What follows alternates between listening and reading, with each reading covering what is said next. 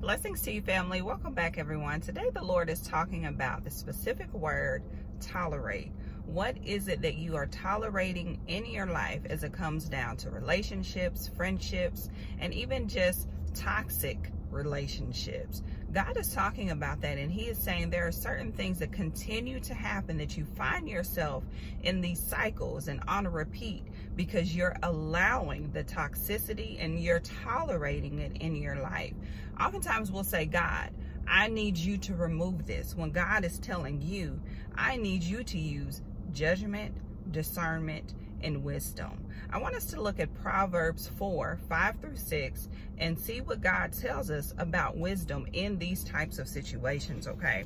So I pray that this word is going to help a lot of you who have been having these questions and you're asking the Lord, like, what do I do? Is this from you? Is this right? Is this wrong? How should I handle it? I hope this sheds some light for you, okay? So Proverbs 4:5-6 says this: get wisdom, develop good judgment.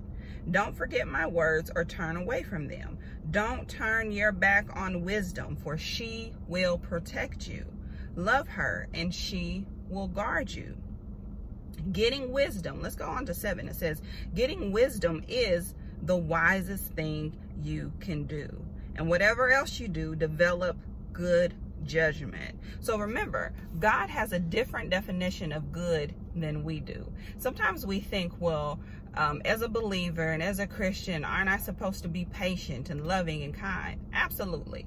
We are supposed to be these things. But remember, God also tells us to use wisdom. And when he's telling you to move on from something, you have got to be obedient to his instruction. Because no matter how much patience you think you're offering out to someone, if God is telling you the time is up and that you need to cut that off and that you need to move on, then now you're being disobedient to God's instruction and his will for your life. Also, remember this, that there's a difference in a lesson God has orchestrated versus a valley you place yourself in because of tolerance. Again, we're talking about toxic relationships, unharmonious relationships. We're not talking about a person that is just growing in the Lord and they're growing in their character. And yes, there needs to be some refinement. And yes, they have to learn to die to self, just as you have to learn to die to self. We're not talking about that.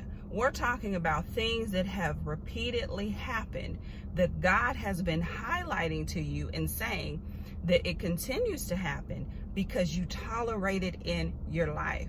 As a believer, you don't have to continue to tolerate certain things that don't line up with the heart, the nature, the character of God, nor the timeline that God has set in motion for you. You want to make sure that you're not moving in your own timeline of staying in certain relationships, friendships, partnerships, meaning business-wise as well, just because you think that it's the nice thing to do. Okay? Now, this is what we have to understand about the word tolerance. This is what it means. It's allowing without interference, particularly something that you don't like or agree with. So you've come into agreement with this person, with this situation, with this friendship, and God is saying it's time for you to come out of agreement. I've had to do this, and this is something that God has had to teach me because it's been difficult for me to kind of be in that place of boundary setting and being firm and not allowing certain things that are unharmonious to my relationship with God to continue on. I still have great love for the person, and I can honestly say that. I have great love for them. I still would speak to them or greet them if I see them, if I need to, you know, like if we come into contact. So, okay, remember this. This doesn't mean that you have to be hateful. It doesn't mean that you have to be spiteful. It doesn't mean that you have to throw things back at them, that there's a tit for tat. No, that's not what God is talking about. But what he is talking about is coming out of agreement with these things that do not promote your growth in him and that do not line up with who God says that you are and what he has ordained for your life. So again, read that again. Actually, one more scripture, Proverbs 3:18. This is what it says.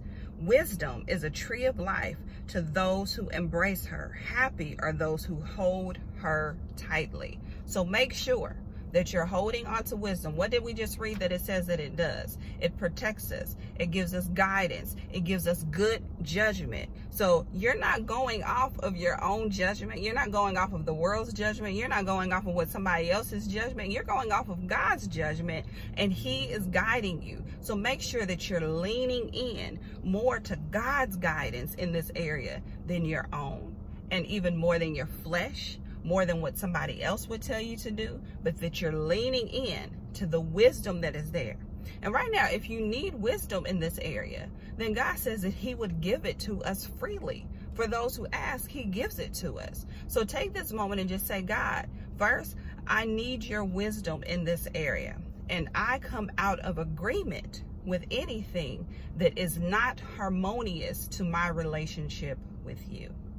All right. I love you guys. Take heed to this word. Pay attention to what the Lord is saying to you. Make sure that you're continuing to spend that quality time with the Lord for yourself, so that you're growing in the revelation and the wisdom and the knowledge of the Lord. All right. Have a blessed day, and I'll talk to you soon. Bye-bye.